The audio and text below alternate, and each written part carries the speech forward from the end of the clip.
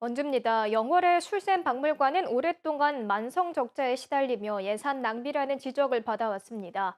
2019년 민간에 위탁한 뒤 경영 상태가 나아지곤 있는데 여전히 재정 투입이 이어지고 있어 우려의 목소리가 나옵니다. 이형기 기자의 보도입니다.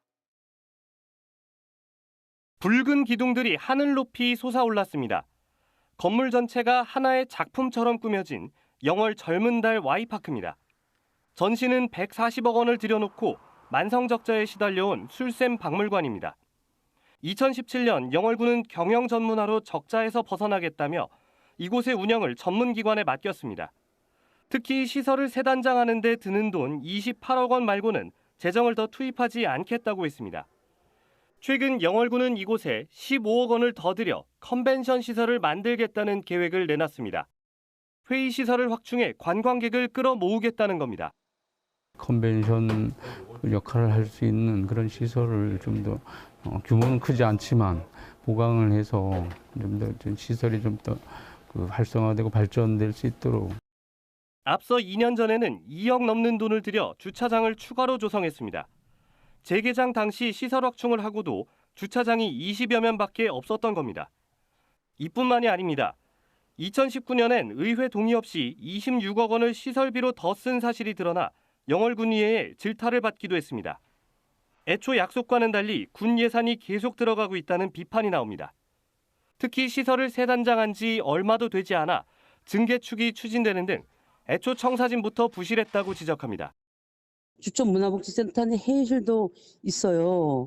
그런데 이 부분에 대해서 15억을 들여서 증축을 한다는 거는 중복 투자고 또 설득력이 없다고 생각을 해요. 어렵게 새 시설이 자리를 잡으면서 영월군이 얻는 수익금은 연간 2천만 원 안팎. 시설 개선을 위한 것이라지만 단발적인 재정 투입이 반복되면 술샘 박물관 때와 같이 배보다 배꼽이 커질 수 있다는 지적입니다. KBS 뉴스 이현기입니다. 임플란트 수출 기업인 네오바이오텍이 오늘 원주 기업도시에서 신사옥을 준공했습니다. 신사옥은 2021년 착공해 원주시 지정면 기업도시 4만 7천여 제곱미터에 지상 4층 규모로 지어졌습니다. 네오바이오텍은 경영지원본부와 생산본부, 품질본부를 원주 기업도시로 먼저 이전하고 앞으로 인력 채용 등을 거쳐 본격적인 제품 생산에 나설 계획입니다. 원주 의뢰 송기헌 국회의원이 더불어민주당 원내 수석 부대표에 선임됐습니다. 수석 부대표는 당의 원내대표를 도와 여당을 상대로 국회 운영을 위한 실무 협상을 총괄하는 자리입니다.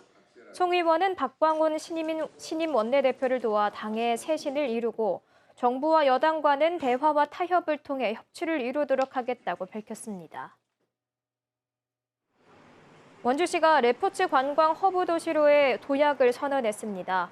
원주시는 레포츠 관광 전담팀을 구성하고 치악산과 섬강 등 자연환경과 수도권에 인접한 지리적 이점을 활용해 레포츠 관광 허브 도시로 만들 계획입니다.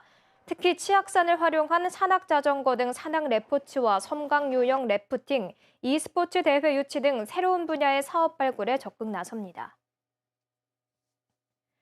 평창군은 이달 중순까지 시범사업 농가 8곳을 대상으로 드론을 활용한 사과 인공수분과 재배시설 차광제 도포, 사과 착색제 뿌리기에 나섭니다. 평창군은 올해는 액상수분 방식도 도입해 기존보다 사과 결실률을 높이고 과육 성장 정도 등에 대한 평가를 거쳐 사업을 확대할 계획입니다. 지금까지 원주였습니다.